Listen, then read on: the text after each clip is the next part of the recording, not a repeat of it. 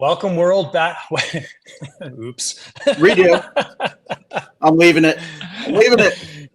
Welcome to the RC Air Experience podcast 21. Pretty crazy. 21. Very happy about that. We've got an amazing guest today, Matt Takhar.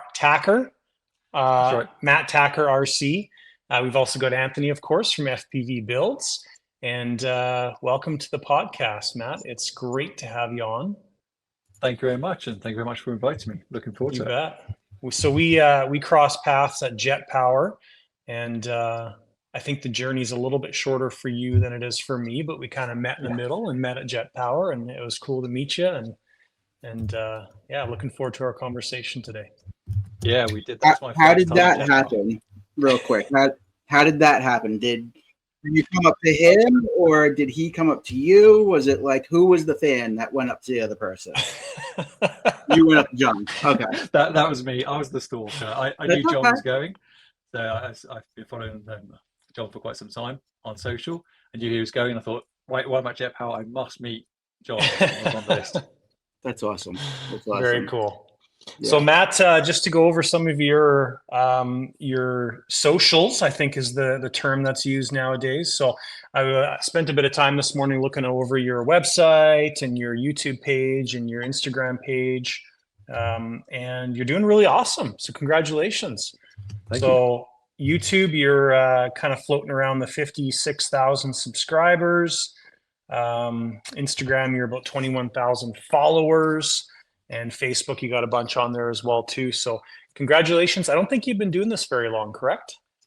That is correct. I started for really a bit of fun about 2 years ago. Yeah. Just filming down the flying field with some buddies, putting some small cameras inside the models as well. And then I actually lost my job. I was made redundant for 3 months. And a buddy of mine said, "Oh, do you fancy doing some builds for me?" And having watched you guys do a load of builds on the light side of RC, I thought, "Do you know what, this could be cool. I'll do some basic builds. It's just extreme flight kits, put them together." And that's how it took off from there, really. Then every time I went to a show, I just filmed. Wow, that's very pretty cool. Well, and one of the interesting things as I've dived into your YouTube page this morning, and this is interesting because these are some of the metrics that I always look at. But so when I go to your YouTube page and I go to videos and I go to popular videos, you really, and I don't say this there's no negativity from me saying this, but you really haven't had a video that's gone absolutely crazy. Right? Like your growth on YouTube has been really interesting because your most popular video has been the extreme flight assembling the extra NGV2, which is like 9.7 thousand views. Yeah, that's right. Although there's just slight exceptions to that. So my YouTube really blew up because of a short form video. So you guys really know this, but for the audience, there's two types of video formats. There's the long form, and then there's a short form, which is filmed in portrait, which is typically up to 30 seconds, although YouTube are about to change that now.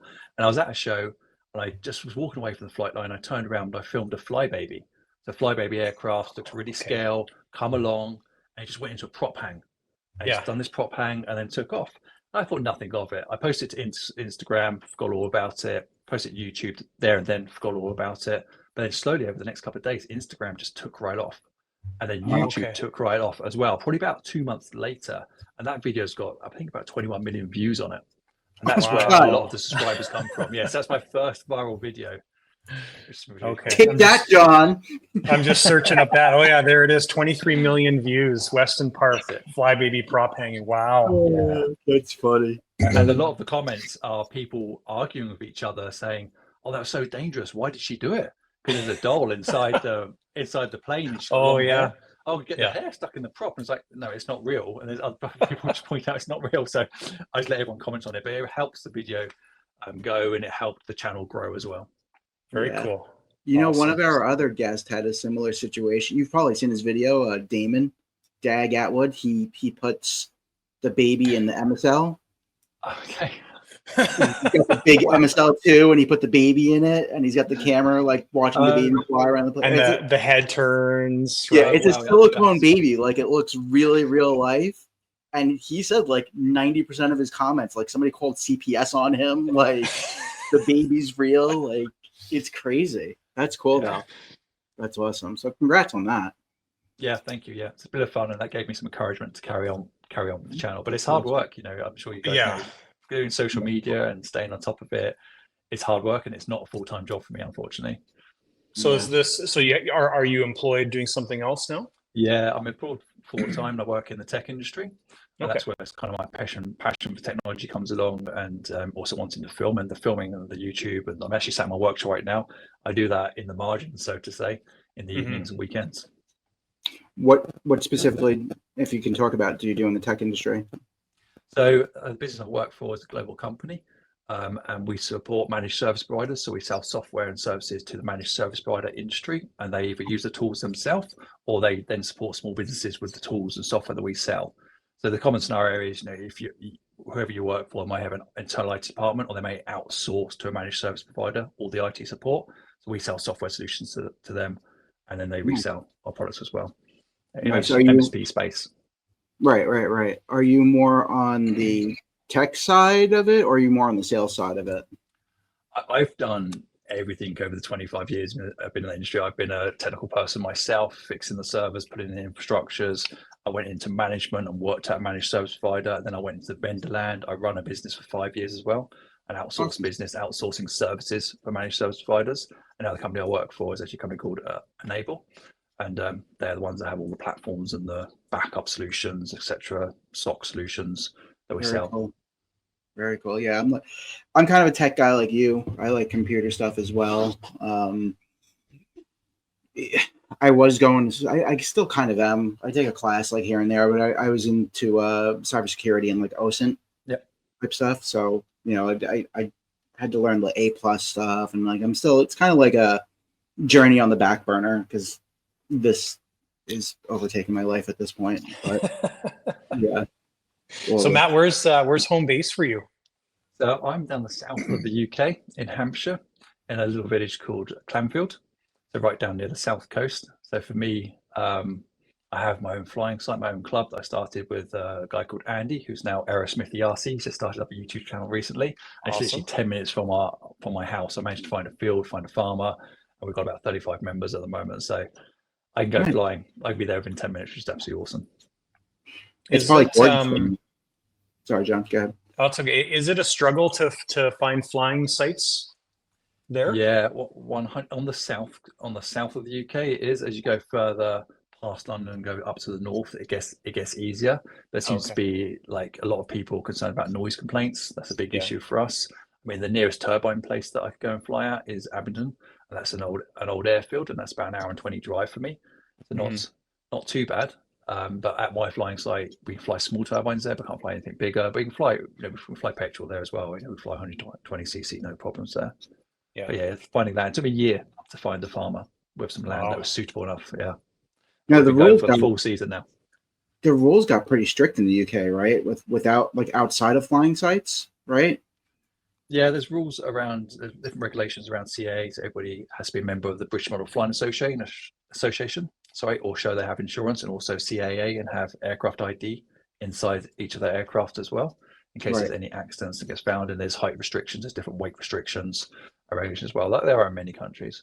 Can you just like go to like a school field and fly a foamy one day if you want? Like it's not a big deal, or people do, and you can, but it'd probably be frowned upon if you did have an accident there, as to whether or not you were covered or not. End of the day, insurance is insurance. BMFA do a really good job of publishing a whole bunch of rules and guidelines that you should follow, and they do certifications in that as well. I don't know if it's the same as where you are, but you have an A certificate which proves that you can fly safely.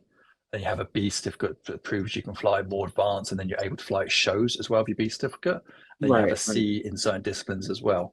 So I took my B certificate when I was like 15 years old, so many moons ago, which I'm glad I did, because I don't do it now. You've been flying for a long time then. Yeah, it's not. So we had remote ID, which is what you were talking about with the registration and everything. It kind of came and went, and I don't want to say it's not being regulated, but it's like there was a lot of hype and noise, and everybody was, the sky is falling, and it doesn't look like anything's being enforced. Like there's nothing. You get what I'm saying? But I did hear like the UK is a little different. The only reason I ask is because, and correct me if I'm wrong, down by the south of London, there's like huge cliffs, right?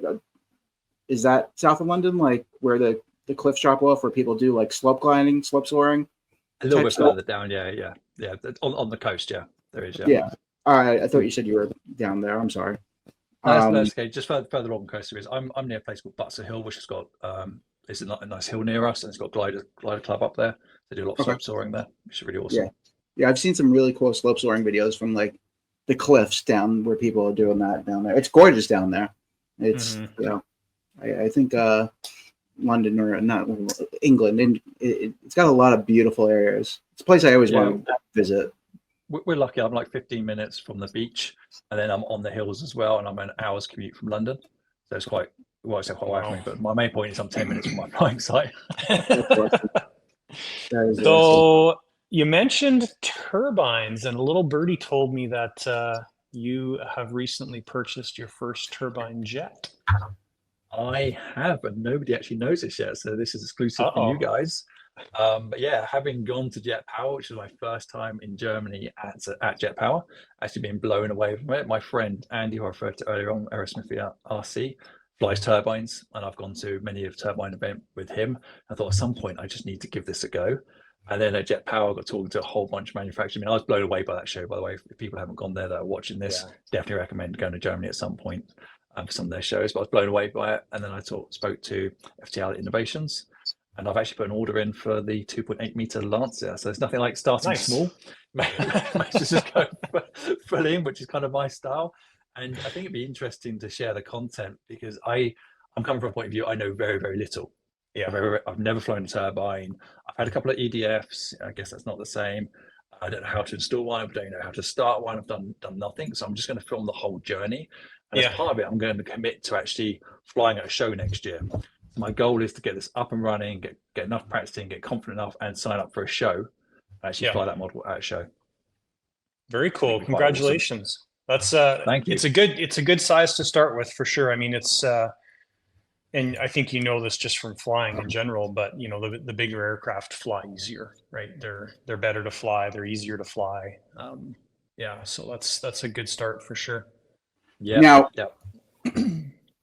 I'm not in the turbine world, but FTL, are they a manufacturer of these, or are they like a sub vendor for a manufacturer?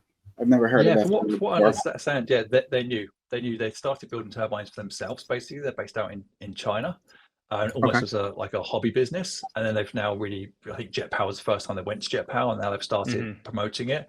I got on really well with Ben, who's the UK guy. I talk to him all the time, and actually I interviewed him, and he's on part of my walk around for Jet Power on my YouTube channel. Just got really well, really like the design. Again, I don't know a lot about turbines. I've looked at a lot of jets, and I've watched a lot of your content, Jonathan. So thank you for that. But I think, you know, we just got on really well. We got a deal structured as well, where I can do some social for them on the back of this. And then I've just pushed the button literally this week. Cool, man. Well, that's exciting. What size turbine, or do you already have one picked out for that? Currently researching that at the moment and going by and researching it, asking a few people. So it's probably going to be King Tech and probably a 210. Yeah, that's exactly what I would suggest. As soon as you said King Tech, that's a 210 for that size airplane is going to be perfect. So great. That's what it would be then. Yeah. Take your advice. Yeah, and then you're a Futaba flyer, I think, correct? Based on what I see on your stuff. Yeah, that's right. I currently fly Futaba. I've got the latest set, the 26 SZ, which I'm really happy with. So yeah, I'll be kitting out with Futaba gear. I might go chase servos on it, which are quite new and very popular over in Europe. I don't know if you spoke to those guys at Jet Power. So they look really good. And I'll probably go advanced radio for the gyros as well. I've just reviewed their Smooth Flight 10, which I really liked as a gyro in an all prop plane.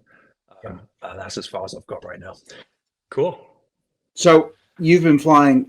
Have you been flying Futaba forever? Like, you've been flying. When did you start flying? What year did you say it was? Yeah, a long time ago. That's okay. I'm 46 right now, and I kind of got into the hobby probably around the age of about 12. I was introduced to free flight models. So pure craft, building balsa, tissue and dope. We used to scratch build off the plan, basically wind up the propellers, hope the model didn't crunch, and then go and throw it. Got into that, and then a little bit of gliders. And then I got my first second-hand plane, which was a Cessna 140 from Model Shop at about the age of 14.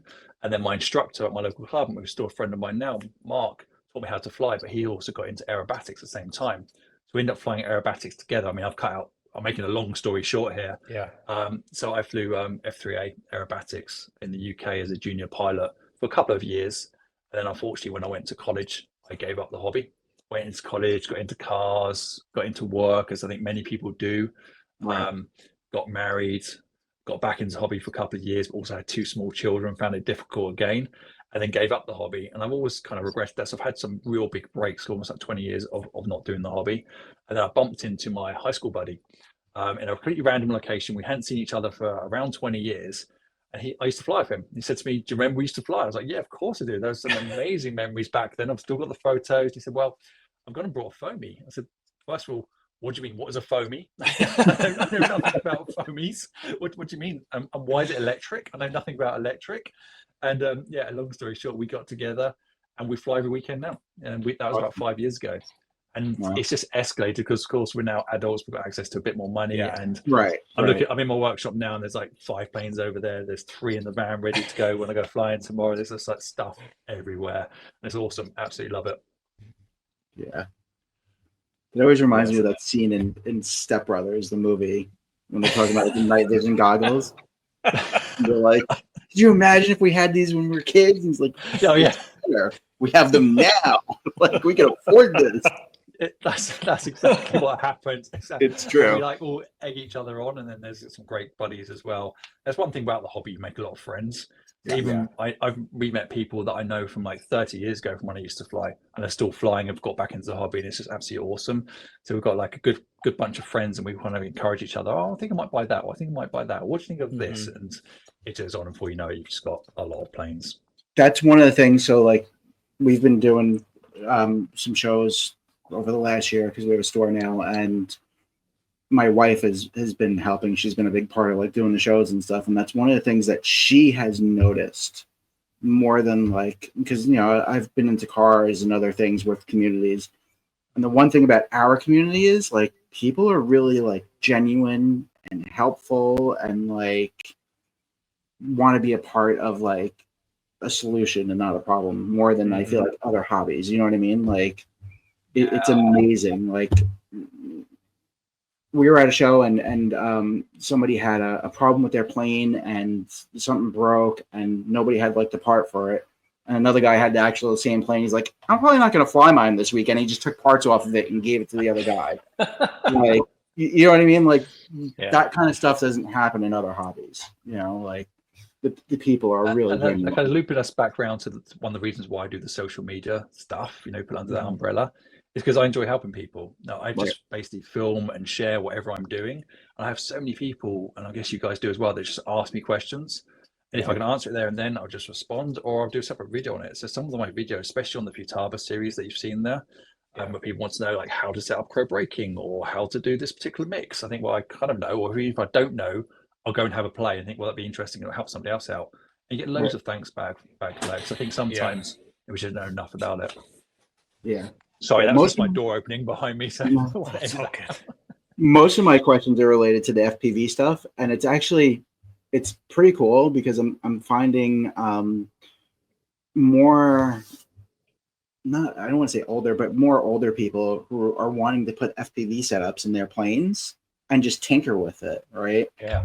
And I'm getting a bunch of that. So like recently, I just had a customer who, a couple of years ago bought a cheap pair of goggles and a cheap little camera. He was having a problem with reception and everything. And he wanted to buy like a full blown like digital setup. I'm like, hang out, don't do that yet. Let me hook you up with a little bit better of a cheaper setup. See if you can fly with that and enjoy it before you spend $1,000 on a full blown digital setup. And he's 75 years old. Oh, wow. Right. Awesome. And he's probably the third or fourth one that I've actually walked through that.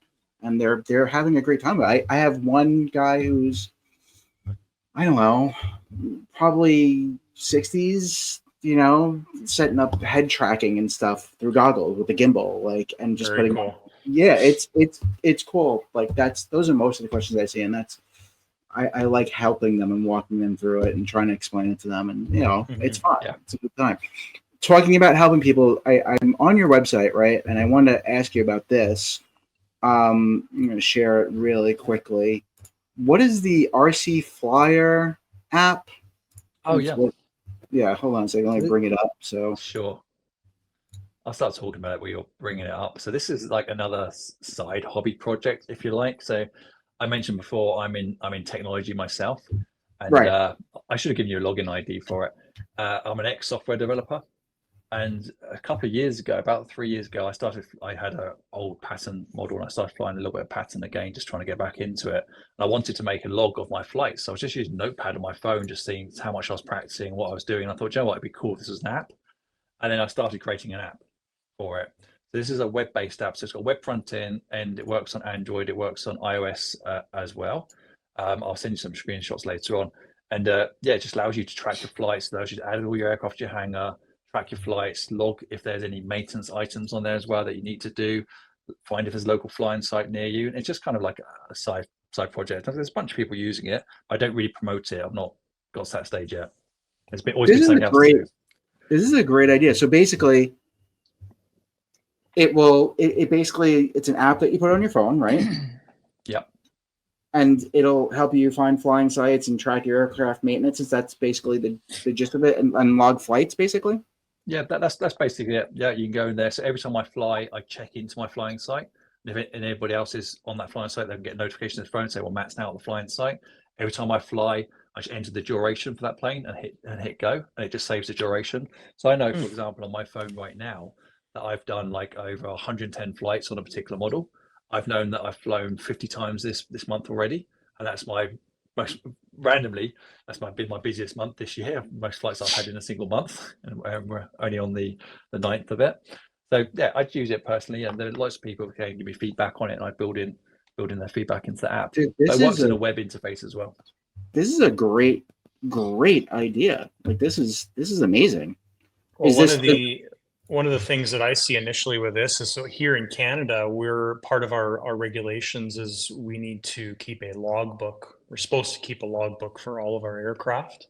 So they all need to be registered. They all need to have a log, maintenance log as well too. And this is like the app version of that silly logbook that everybody doesn't even bother doing, or a lot of people don't bother doing. So very cool. Yeah, that's it. And I can let you into another little secret as well. So I've got all these little projects going on at the moment. The app is one of them, and I'll probably pick this back up over the winter period where we can't go flying so much. I mean, I'm always kind of tinkering with it and doing maintenance releases and putting in new features or feedback on it. But if I just lean across right now, this is in front of me with another buddy of mine, and this is a prototype. I've been developing this box. So it's big at the moment. It's just in 300 case, but the electronics inside this, it runs off a Raspberry Pi, which is actually the Pico Pi, and it's got a screen on the front of it. And the idea behind this is this box can go inside the aircraft, and it will talk to my app. So it'll go inside the aircraft, and it'll log all my flights for me. Wow. I press a button on it, it syncs it to the cloud, syncs to the app, and get this as well, it records full GPS data in it, and then I can replay my flight over top of a Google Earth and watch it back. Dude, so that's something I'm kind of tinkering around with at the moment. I mean, it's too big at the moment. We need to make it smaller. I was just going to say that. It's almost ready for kind of like a beta release to get like 10 people kind of using it. Screen all lights up on it and stuff. Yeah, it's just been a side project, but there's been a lot of work to get it to this stage. But it works for that app. That's why there's not been many changes in the front end of the app, because we've been working on this in the back end. I played with some Raspberry Pi stuff like that too. Do you necessarily need the screen? No, not necessarily. I mean, there's some controls on it, so we have thought about removing the screen on it and some different bits and pieces. But at the moment, we just want to get the end-to-end solution working, because this talks to the app and it knows what models you've got set up on here, and it can sync the flight data, and we can do remote updates on this as well. We've coded all that because it's got firmware on there. And once I've got the 3D model just finished off, which is almost there, we've just built in the sensors to detect if your model's rolling, inverted, speed, and all the rest of it. So what if you, I know it's a lot of extra work and everything, but since you already have it talking to the app, what if you lost the screen and the controls, and via Bluetooth, we're able to control the Pico through the app? Then you can lose the screen, lose the buttons, it would probably shrink down a little bit, and you probably wouldn't need as much of a battery either. Or I agree. I mean, Or power straight off the receiver. So it's right, I was just gonna say you lose the battery and you power it right off of the plane's battery, and then you just lost the battery. I I've got a think whole bunch of ideas for it, but I just want to get that end-to-end solution working, get it out to a few people, get the feedback, and make version 2 straight away. I think the app is. I think that if you push that out, I think that could be huge. Especially, I don't know. Do you have? Is it working in the U.S. yet, or? Yeah, it's global. There's people using it around the world. There's actually, if you go into the app, I know you can't log in at the moment. There's a map view which shows you all the flying sites and where people have checked in, and there's dots all over the place, which is pretty great. That's No, cool. I think that's awesome, dude. I really do. That's. Thank you. I was Appreciate looking that. at that, and I'm like, when I was on the website, I'm like, this is pretty cool. Like, I should promote it, really, shouldn't I? You should. Guys like you doing cool things in the hobby. I think you're sitting on something that could potentially make you do this full time. Awesome. And that's the dream, by the way, guys. That's the dream. I If think can, you are. give up the I day think- job and help people and still pay the bills. That'd be awesome. Just my 2 cents. I would never charge for the app, and maybe you can get funding via the app through like advertisement, right? Through like Horizon or something like that, and that's how you get paid, for the app usage. But I think in the day and age of technology, like John was saying, with Canada, you have to actually have a logbook. Like, who wants to walk around with a logbook nowadays when you have a computer in your pocket, right? Wow. So that takes care of that, right? I think the ability to go to a flying field and your friends get a notification that you're there automatically, I think you did something really special there. So good job. Thank you. I And appreciate then that. that box, Feedback. that box is that's awesome. That's great. There. Yeah. So the app's free to use, guys. You can log 3 planes in it for free in the hangar and the app, and then it's currently the licensing on it currently is £1 a month, basically, so $1 a month. That's not after bad. that. But yeah, I'll carry on working on it. Yeah, Cool. no, awesome. Good job, dude. That's very cool that I brought that up. I'm very happy that I brought that up. I think that's Thank you. awesome. That's a great thing. You're doing good stuff. So you've been flying forever. You do the F3A stuff, right? Or what would you say you did? So I used to do F3A, did that for about 2 or 3 seasons when I was a lot younger.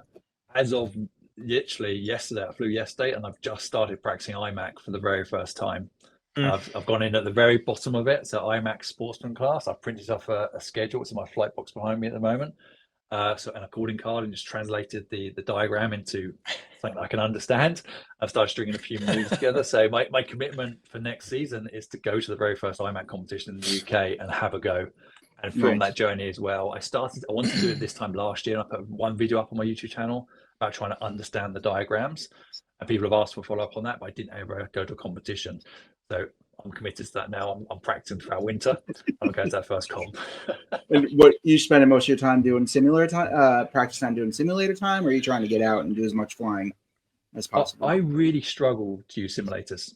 And I don't know if it's because I sit in front of a computer for 8 hours a day, but for me, I've got a simulator, I've got Real Flight 9. I've probably only used it for a maximum of an hour. I kind of just struggle with the whole, I can use it, but I just don't get any real enjoyment from it. Right. I want to be down the field. So it's overcast right now. It's winter. It's the UK. It's probably going to rain, but I'm going flying tomorrow. And I'm going to go try and get 10 flights before I come home.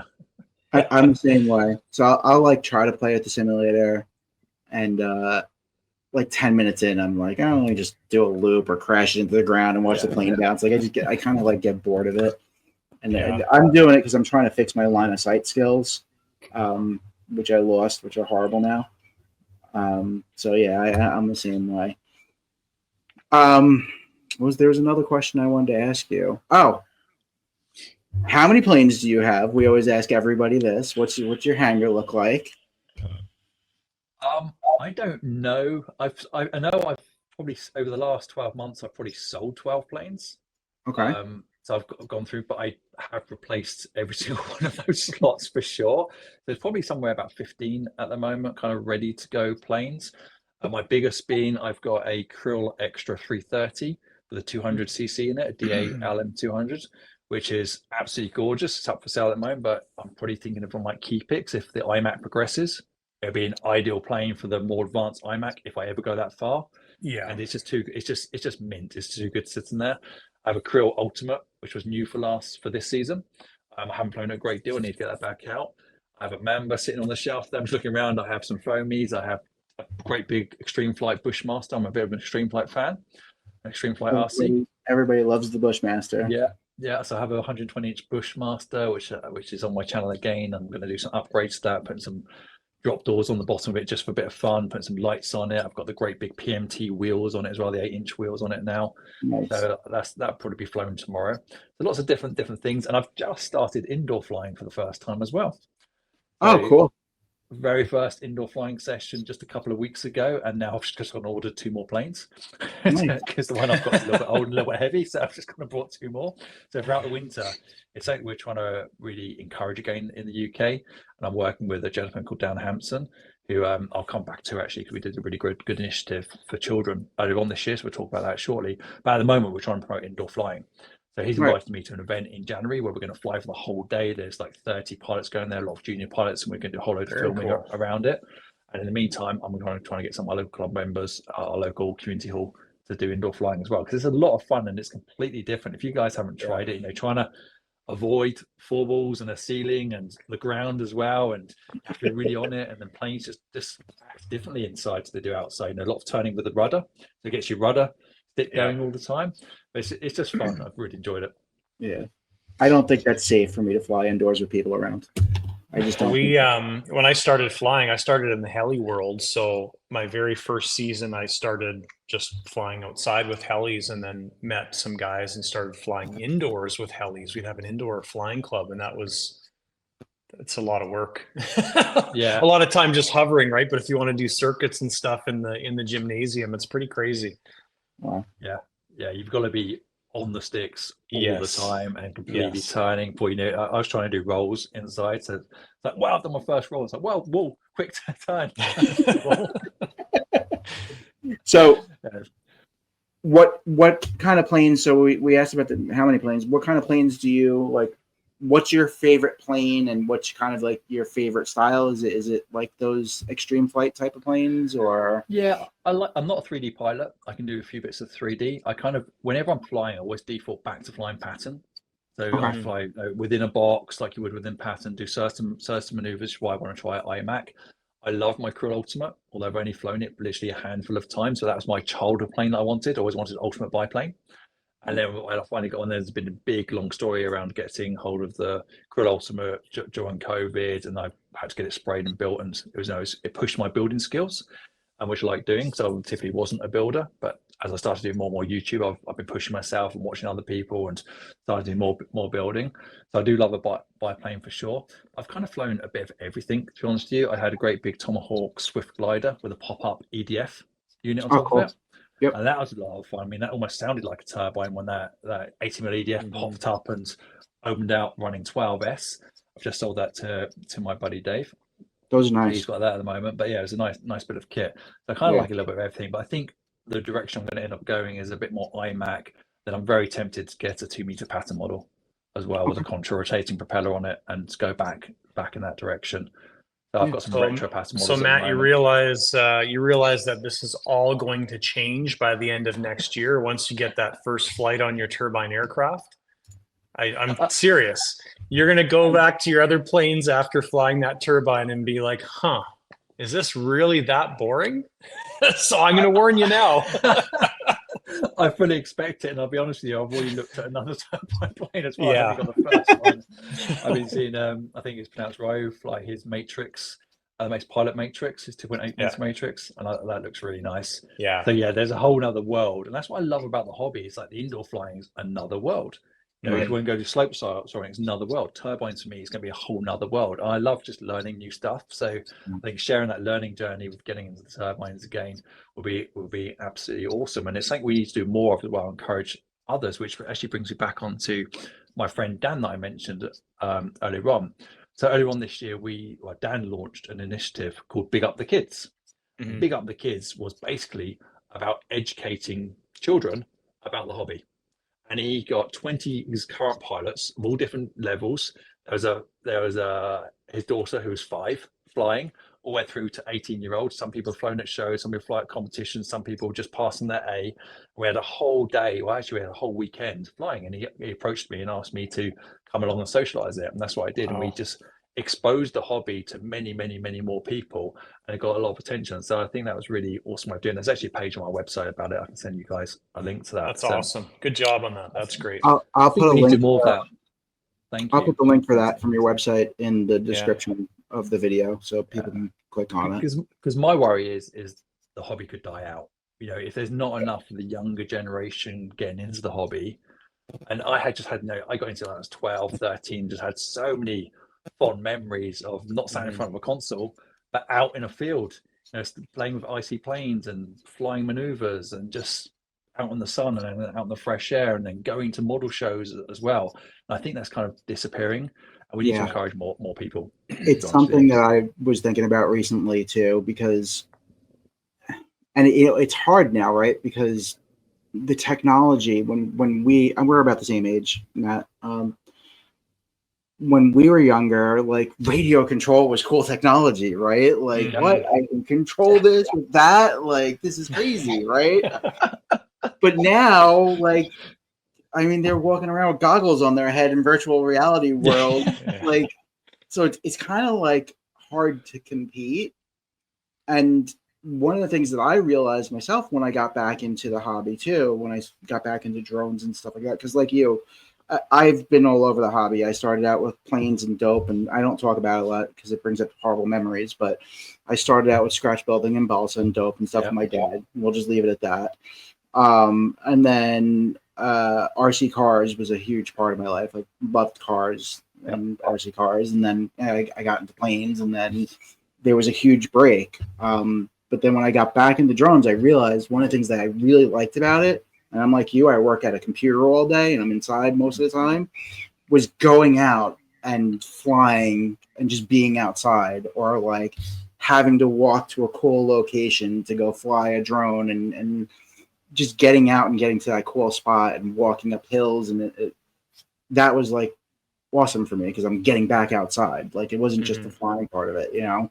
So I think that that's a huge part of it, is we need to try to push and get kids off these screens. And you can still have fun with electronics. You don't need to be on them watching a screen. Like, you could have fun with an electronic toy outside. There's fun building stuff, isn't there, as well? Encouraging building. I mean, I like the fact we do have foam aircraft now. Yes. It lowers the entry point to the hobby. It makes the hobby, I believe, more accessible to more people. Some of the technology, I reviewed a Robbie Air Trainer 140, which Model Shop Leeds kind of gave to me for a review. That was incredible. You know, I think it was just over £100. So you probably get set up with a charger for about 160, had a flight stabilization system in it as well, so you couldn't roll it upside down. And it was just a great, good to go. I think so for a few £100, where when I was younger, it was a lot more than that. And of course, it was many, many years ago, money was worth a lot more back then as well. So it's just like, it's so accessible, but it'd be great if more people get into it. I wish like the BMFA, the British Model Flight Association, and other associations would do more to encourage the younger generation to it. I have stuff like this. They're little gyro stabilized, fun little planes, and they come with a remote, battery, the charger, everything. And they make different models and stuff like that. They're like $60-$70. And because they have the little gyro and stuff in them, you can give it to a kid and they can actually fly it without crashing it. You know what I mean? Like they can actually have fun keeping it in the air and flying around their backyard.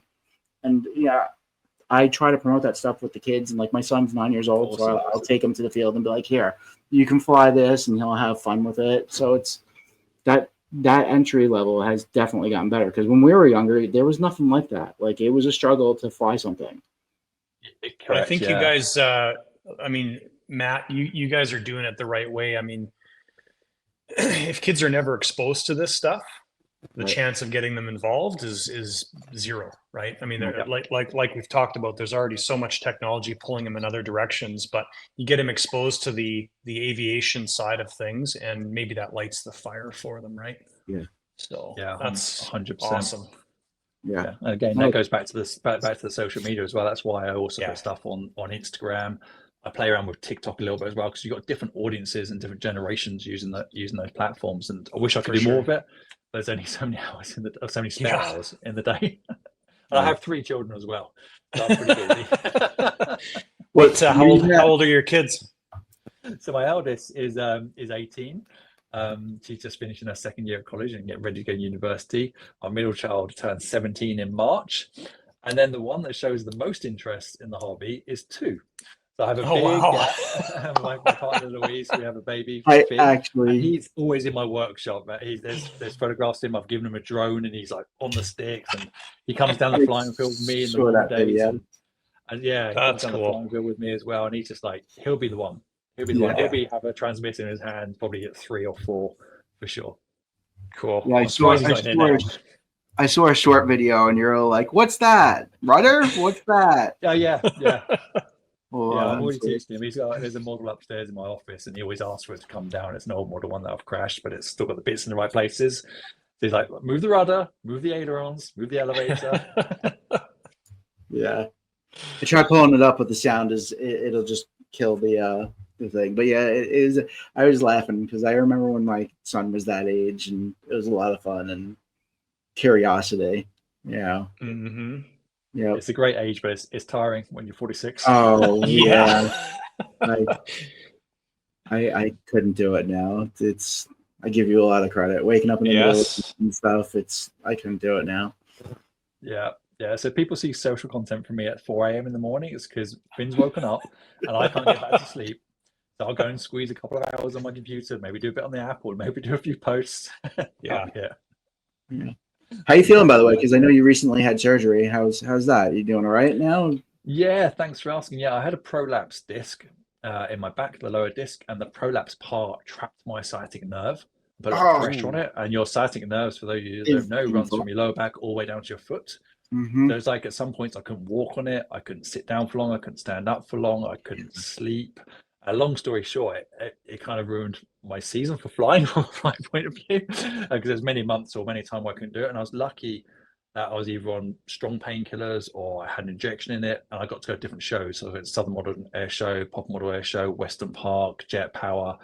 But throughout that, I was nursing a bad back all the time. So people really laughed. They saw me there because I was hobbling about, even at Jet Powers on loads of painkillers just to go there. But yeah, I've had the operation now. They've cut out the prolapse part. And I saw the consultant yesterday, and that was a 6-week checkup. He said everything's going in the right direction. Just start doing some gentle exercise now. Keeps doing the physio. Give it another 6 months. The scar will heal right up, and it's going the right way. So I don't wish that on anybody. It was extremely painful experience, and a bit of an eye opener as well. For the first time, thinking, got to 46 and now I can't walk. What's going on here? I need to start looking after my health a bit more. Get out flying more. That's what that means. Sciatic nerve. I've known a bunch of people who have had like sciatic nerve issues, and it's real. Like you were saying, like not being able to walk, like it'll take you out. Like if you're having a bad day with it, it is no joke. Like it's bad. It's like, I don't know how else to explain. I mean, like you can imagine, like everyone's probably had cramp before, like a really strong cramp on a muscle where someone's like knuckling it into the muscle, but can also be a sharp pain. It comes all the way down, and then go from the ankle all the way up. So it wasn't really much of pain in the lower back itself, but it was all the way on the left-hand side of my body. Nasty. You're feeling better now? Thanks for asking. Yeah, no worries. You're good now. It's a lot better. That's good. I'm glad the surgery. Yeah, there's still a little bit of hang up, little tiny bit, but it's good. Yeah, I've known people who have had to have like more than one because the issue was so bad, and they've gone through it. So I'm glad that one surgery did you good, because it could be rough. Yeah. Anything else, John? What else do you want to? Yeah, I was gonna ask you, Matt. Did you have you heard that Ali Machinchi's moving back to your guys' neck of the woods? Did you hear that? Did we lose Matt? I think he's having an I think we just broke up on the signal there. Can you just ask me again, Jonathan? I was wondering if you heard that Ali Machinchi's moving back to your neck of the woods. I did actually, and I was talking to someone about it just yesterday. Yeah, that Ali's moving back, and I think he's going to be doing some work for Azza Stevens of AZ Aerosports as well, from a post that I saw. So that'd be really interesting to see what happens there. Exciting times. Yeah, I think it's probably early in the new year. I know of him. Yeah. He'd be interesting to have on the show. Yep. Absolutely. He's got one of those guys that's been in the hobby for a long time. So. Do you know him, Matt? Yeah. You No, do? I know of him. He's like one of those names that comes up all the time. And so I was chatting to my buddy Steve about him just yesterday.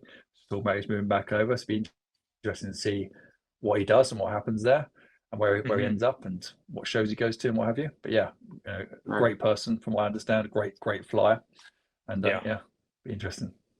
It'd be interesting if you run into him at a show and you're like, I was on this amazing podcast with these great guys. You should really go on. I need to sort. You should really get on that remember, podcast. funny to say that. I remember the first person I met, the first time I met Martin Pickering. It was in Western Park probably about 3 years ago. I recognised him, and I think I'd had a couple of beers in the beer tent. And I was like, didn't know what to say to him. I was like, oh, Martin, how are you? Just shook his hand. Can I have a photo? Like, yeah. But then I've seen him a couple of times since and saw Jet Power and things weren't so bad. Then had a good chat. Yeah, always a bit awkward sometimes. That is funny. Yeah, it's weird, right? Because like, and it's especially like depending on the level of like YouTuber, but it's like you almost feel like celebrity status, like you're like talking to like you get like a little nervous about it. It's weird. It is weird. You do, and I've actually had some people come up to me at shows before as well. And I thought, well, hold on a minute, how do you know me? And I thought, oh yeah, obviously I've got loads of content online now. Right. I'm obviously recognisable. So it's like it feels a bit odd, but it is weird trying to help people out. I just wanted to ask a quick question as well. So, Jonathan, last video series of yours I watched was the Bronco build. Yeah, absolutely awesome. I mean, that model for me was one thing. Yeah, that's on the list as well at some point. How was it? It's an interesting plane. So we obviously, if you watch the series, you know that so I didn't do any of the refinishing work. I'm just looking at the plane here over there. But so my friend Joe from RC Custom 3D Printing, he did all that work. So stripping the covering off, glassing, and all that. It was a ton of work, way more than he was expecting. The final product is really nice. It's a pretty kind of complex plane. It's odd. I mean, in one of the video series, I spent in one of the videos of the series, I spent about 8 hours doing the wiring in the center portion of the wing. And it's just a lot. There's a lot going on. And I actually underestimated the amount of work it would take to finish that project as well. And I'm still there's actually going to be another video coming out with just kind of the follow-up stuff, which I don't generally do, but there was so much for the follow-up stuff, like the landing gear and ESC cooling and such. So there's going to be another video, a little bit shorter video on the follow-up stuff. But cool plane. He's biting his tongue right now because it's not a turbine, so he's not like completely totally into it. But he's like, it's okay for what it is. It's all right. It's funny too because I'm wrapping up the Bronco. I just finished the Super Bandit, which the first video came out today. The Super Bandit's actually on its way down south now. But I've got the Bronco, which was electric. After the Bronco, I'm starting on the Glacial F3A plane, which is electric. And then we'll also be doing the Apache helicopter, which is electric. So it's just like this. That's gonna be cool. Wow. This bundle of weird stuff that I'm not used to doing. So it makes me use this a lot more too. The Bronco with them stripping the covering off and glassing it, is it a lot heavier now? No, it ends up being lighter. The covering on the Bronco it's a really thick vinyl. Okay. And I think the reason, and we kind of discovered this when that covering came off, I think the reason they use really thick vinyl is it covers a lot of the imperfections. So they have to do less pre-work. Versus like an aerobatic plane where you've got that really thin aura cover or whatever covering you're using, and all those imperfections show through. So, when Joe pulled the covering off, I mean, it came off easy, but it really exposes the amount of pre-work that needs to happen and filling and sanding before you can glass it. So I think it's not going to be heavier. It's probably going to be lighter. So the whole surface was covered. Like the wings were completely covered in balsa. It wasn't just covering over like the frame, basically. Yeah, everything's balsa, and then the covering is over top of that. So there's So no sheathed. blank areas. Right. So it's sheathed and then covering. Gotcha. I thought it was Yeah. just covering, and then you guys actually covered it. Okay. And Curious. then Joe, of course, ended up doing all the panel lines and rivets, like over 30,000 rivets on the plane, painting it all and doing the cockpit. It was just, it's a lot of work. It's a really beautiful plane. It looks good. Yeah. Mm-hmm. The only thing I've seen with that model, I've actually seen that model fly. It seems like it's underpowered. Like, yeah, I mean, so a couple years ago, I was at one of our local shows, and there was a fellow that scratch built a Bronco. So I think it was roughly the same size as this Hangar 9 Bronco, and I think he had like 20cc or 30cc engines in it. But he used like really old servos, like the old Futaba 3003s or something like that. Those ones that came with the radios. Yeah. right. And so he asked me to maiden it for him, and I was like, "Are you're sure? Like we checked it all over, everything's airworthy. You could take the surfaces and you could like flex the surfaces up and down, right?" Oh. So, anyways, I ended up taking the thing off, barely flew at full throttle. So I understand what you're saying. I mean, obviously, I've seen a couple of them. I've seen a couple of them fly, and I mean they fly good, but it just seems like it's not like the fastest thing in the world. Like it just it seems like you're flying at like almost 100% throttle, and the thing's like, come on. Oh yeah. So either you have to, I don't know, either up the KV, up the cells, that might be something that would make that model a little bit faster. Mm-hmm.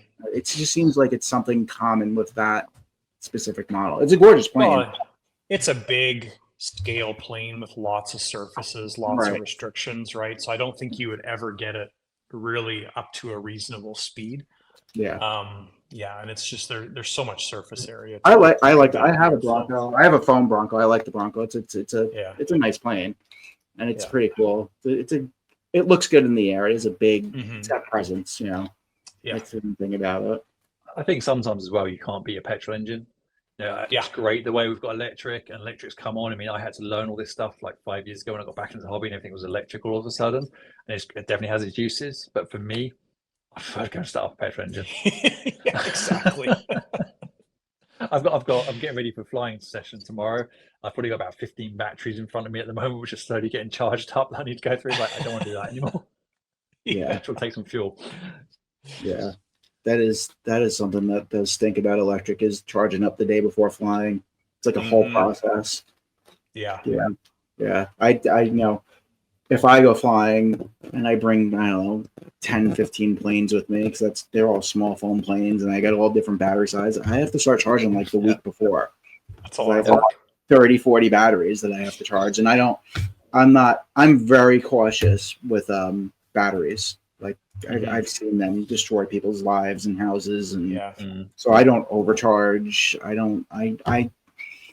like a 5,000 milliamp battery, I'm charging at like 2.5. You know what I mean? Like I'm not 3,000. I'm charging at 1 amp. You know what I mean? I'm not. Yeah. I'm slowly, nicely charging them. I check every. Oh, come on, crank that up. No, dude. I've seen some. So hopefully my wife isn't watching this, because I actually had one when I was first like starting out, like a year into it. I was charging on the kitchen counter, and I had a battery that was getting warm on the kitchen counter, and like I felt it, and it was close to, like it was warm going to hot. Yeah. And I wasn't charging it crazy. I think it was charging like 3.5 amps, whatever. It had a dead cell. The cells were imbalanced. And I ended up taking it and throwing it outside. And literally like 2 minutes after I took it outside, it popped. The cell popped. Yeah. Like, dude, that could have been my kitchen. Like, and you see these horror stories online of people's houses burning down from lipo fires. You know, where they just couldn't get out. Couldn't get the battery out of the house. Like they're scary. They're scary. I have them in a metal. File cabinet.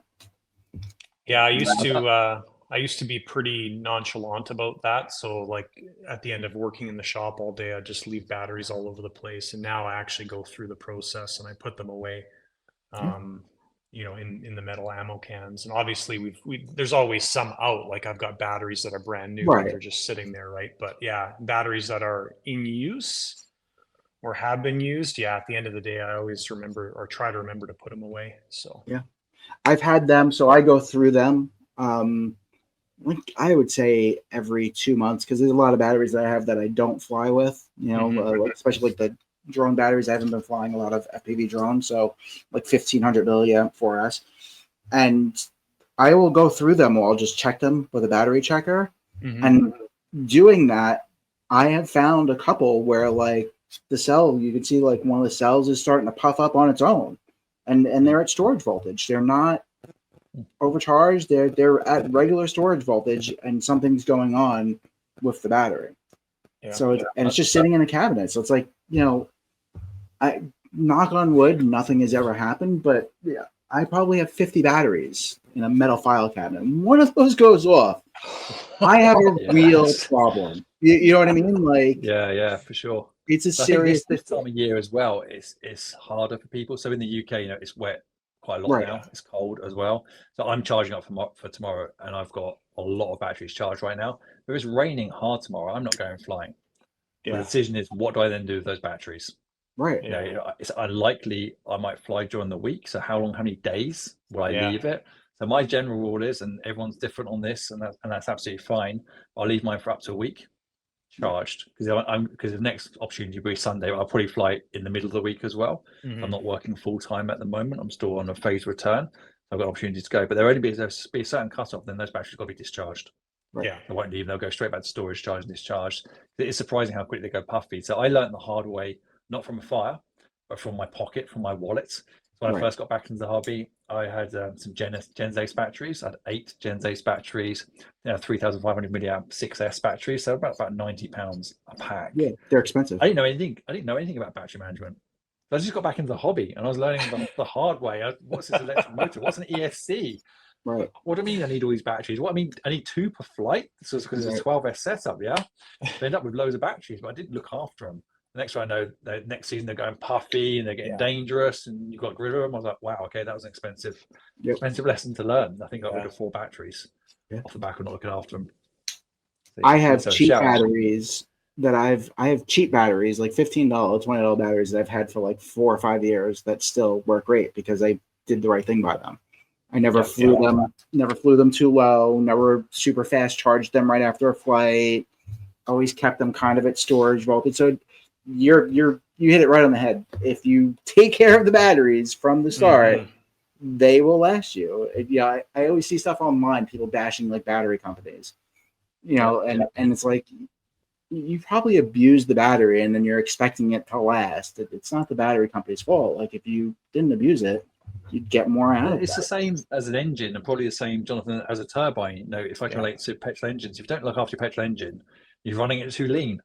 It's going to cause issues. Don't do a running process, it's going to cause an issue. And I'm sure the same in turbine worlds, which I'm about to learn, but I won't learn the hard way, that's for sure. You've got to look after it. It's expensive. Yeah, sometimes it doesn't take much. I think about one of the A10s that I worked on. There was 4 3-cell 3,000 milliamp batteries in the front section, and I was putting in a screw with the batteries in, and just like the tiniest tip of the screw contacted the battery and punctured the foil pack. Like, I'm not talking about like visibly, you could barely see it. And took the battery out, put it in a metal case, waited a while for it, and then I came back to it about a week later, and that cell was actually dead, like 0 voltage in it. And that's all it took, was just the tip of a screw touching the battery or puncturing the foil. So it doesn't take much sometimes.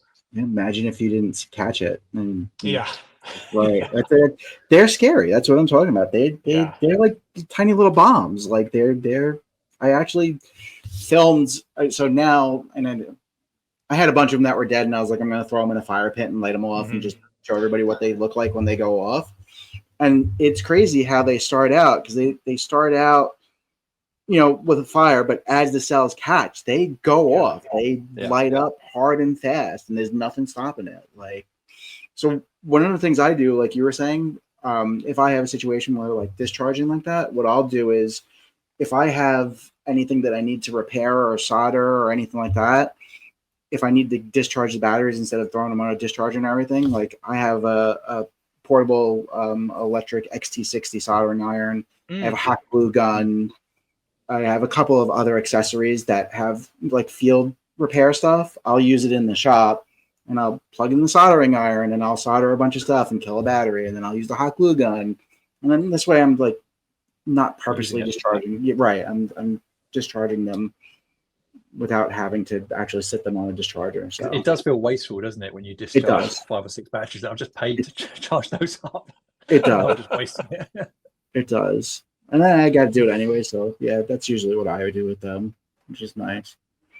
So what we need to do is we got to get John to get that turbine you just got, right? And then he can do a build series on it, and then you just know exactly what he does. I can just copy it word for word. Send us word for word. Great. And then you're in the money. That's it. We'll get it done. Any tips? Then I guess there's a whole bunch of tips, and I've watched a lot of your content, John. But I'm slightly not nervous yet. I will be nervous when it turns up in a great big crate, and I've got a small workshop, by the way. I work basically in a single garage in my house that's been kitted out. I think on most videos I talk about my workshop's too small. People say, actually, it's bigger than my shed that I'm using. So you're lucky. I'm lucky from that point of view. But someone's got a jet in here, 2.8 meter jet. There's going to be not a lot of space left. Actually, somebody's going to have to move out. So I think a lot of the model comes ready to go. So it's all it's hinged. The wings are ready to go. The retracts are inside the wings. I guess fitting the turbine and doing the installation is the bit I'm going to have to learn to do right. Make sure that I get on a CFG machine, so I probably have to invest in something. I know you've got one that you use a lot for your jets. Like any kind of tips, for somebody assembling their first turbine? Yeah, for sure. Probably the biggest one is, and this goes for any aircraft really, is don't assume the manufacturer has done anything correctly. And that's, that's not picking on the manufacturer that you've decided to get that plane from. That's like the BVM F-16 that I put together that comes plug and play. So you're supposed to be able to take your receiver, put it in the plane, do a few steps in the manual and go fly the plane. Well, you start taking the thing apart and nothing's Loctited. The gear's not Loctited. Your servo mounts aren't Loctited. So just go through everything and, make sure you're satisfied with it, right? Don't assume they've done anything correctly. So yeah, that's a really, really good tip there. And I see as well that you do a lot of servo testing, and you're even doing retract testing as well. I think you did 40 iterations from memory before the retracts failed on the Bronco. The motors, there's a known issue with the motors. So I guess that's also another good tip as well, is make sure you test stuff like that, especially if it's installed. And one fellow commented on one of the Bronco videos. He said, if you do that to the Bronco gear, if you're cycling them back and forth, you're gonna burn it out. Well, I want to be able to know that it's going to work through that. So I should be able to put 10, 20 cycles back to back on something and have it work perfectly. Like I think my Electrons, as an example, which is the most common gear setup going in most sports jets now, other than JP. I mean, you could take your Electron gear and you can cycle it 50 times in a row and it works every single time. Right. So that's the expectation. So that's kind of it's kind of a cop out saying you shouldn't be like it. You should be able to do that. Like you should be able to cycle it without worrying about it blowing up or not working. Like, yeah, I agree with that 100%. Just like my servo testing. I mean, I do 990 cycles on a servo. The reason it's 990 is because that's what my Jetty box does as the max number. And, I commented on a Facebook post this past week. Somebody kind of mentioned me in a Facebook post about servo testing. And I told them the data on there. I didn't say who the manufacturers were, but I've had 6 failures from one manufacturer, 2 failures from another manufacturer, and 1 failure from another manufacturer. And I mean, that's 9 servos that potentially Yeah. could take out an I aircraft. think right? that So- should be your next video. Your next video that makes everybody that swats the hornet's nest. Oh, should do be. I ever have content for those Should- hornet nest swatting videos? You should put a bunch of servos and just let them run, and whatever ones die, and just watch the comments go crazy. I That would be great. I tried to organize a servo testing video going back a few years ago now, but none of the manufacturers would bite. So Yeah. But How what- just talking about in- comments as well. rightfully Anthony so. mentioned comments, and you mentioned you're responding to a Facebook comment that someone tagged you in. How do you deal with all that? Because I get quite a few, and my social outreach is a lot smaller than your social outreach for sure. You get far more comments, far more engagement on your videos, and you can't answer everything because it could be a full-time job. And just looking after Facebook, YouTube, Instagram, and you cross-purpose your content really well on other platforms. So you got even more comments coming in. How do you handle it? What do you do? What's the tip there?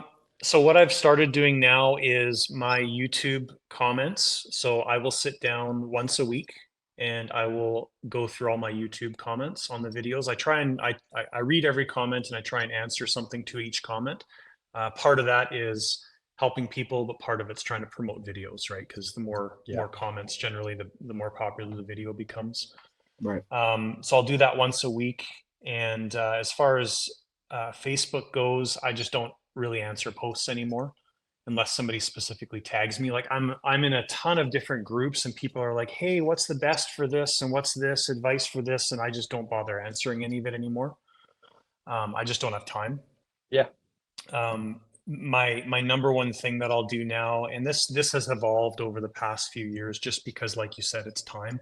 My number one thing is emails. So if people email me and take the time to actually email me, then I will try and get back to them within. Sometimes it's like right away. I'm just on my phone or my computer, and I get that email. I'm like, it's just so much easier to do it right now.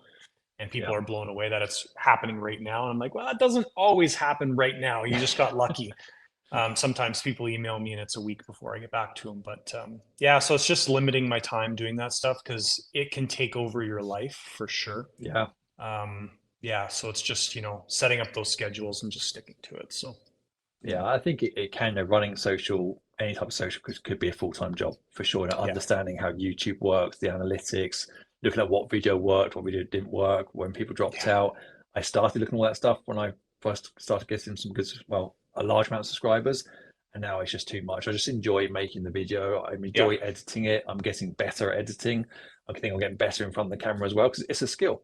Now, believe it or not, it's a skill you have to learn. You have to get used to. You have to get used to hearing your own voice and seeing yourself on camera, which is really odd when you first start editing your first dozen videos. After a while, you just get used to it. But I'd love to do it full time. That's kind of the dream. I'd love to have some type of business in the hobby world and transition from my professional career into it, but I don't know what that looks like at the moment. I think you're onto something with that app and stuff. If you want to talk more about the app thing offline and via email, let's talk about it. Yeah, I'd love to. Yeah, I 1000% see a need for the app. Yeah, I 1000%, and I think I would get on like a patent fast for that box that you're making that will work with the app, because the applications, right, aren't just related to the RC. You're talking that could be useful for drones and stuff like that too. There's a huge opportunity with that. And like I said, if you want to talk more about it offline, me and you can email back and forth. I can give you some ideas if you'd like, but I think you're sitting on something that could potentially be really good for you. And I'd love to. And not just for you, let's for the hobby as a whole, right? Because something like that doesn't exist right now. Like being able to take something like that, put it in your plane, and then have it talk to an app, that doesn't fully exist right now. So I think that you're onto something for sure. Yeah, awesome. Yeah, I'd love to take feedback on it. Give you guys access to it. If you want to have a look at the app, and you can register for free for the app anyway. And when this box is ready and in its current size, happy to ship one out. That's not a problem at all. But my goal is to get that box finished in next year. If you and get it added shrunk down. if you added remote ID capabilities to it, then people wouldn't need a separate module, and now your module and your app do the whole thing. I'm telling you, I think you're onto something. So I'm just gonna leave it at that because I don't want anybody to steal it. But let's if you, I would be glad to give you any input. Absolutely, 1000%.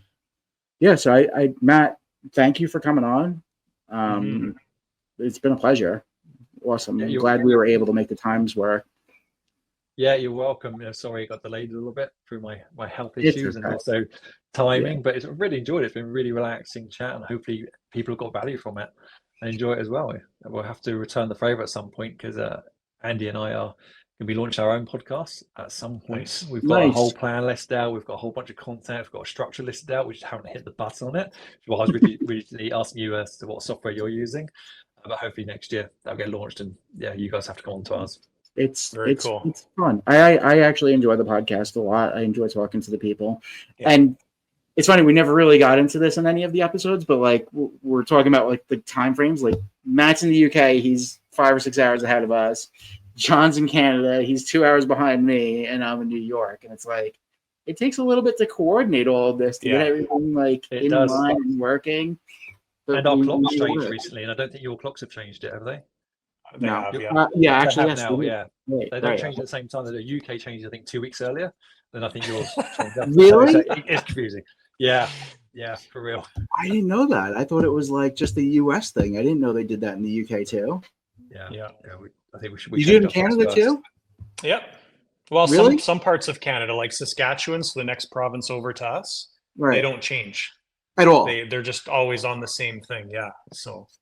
I think we need to get rid of it. I would be like all for getting rid of it. Like I love when they give me the hour back, like this time of year when they give us the hour back. My favorite time. Like, yes, thank you. I am so angry when they take it away again. Like, agreed. Just give it back to us and stop doing it. It doesn't apply to our time anymore. Like, I get it. 200 years ago, you had to do it for farmers and stuff, or whatever the reason was. Just stop doing it. Just get over it. Yeah, anyway, all that. Yeah, that's my rant. It's been a pleasure, guys. I really appreciate it. Awesome. It has been. Let's stay in touch, buddy. Yeah, we'll do. Talk soon. All right. Thanks guys. John. Take care.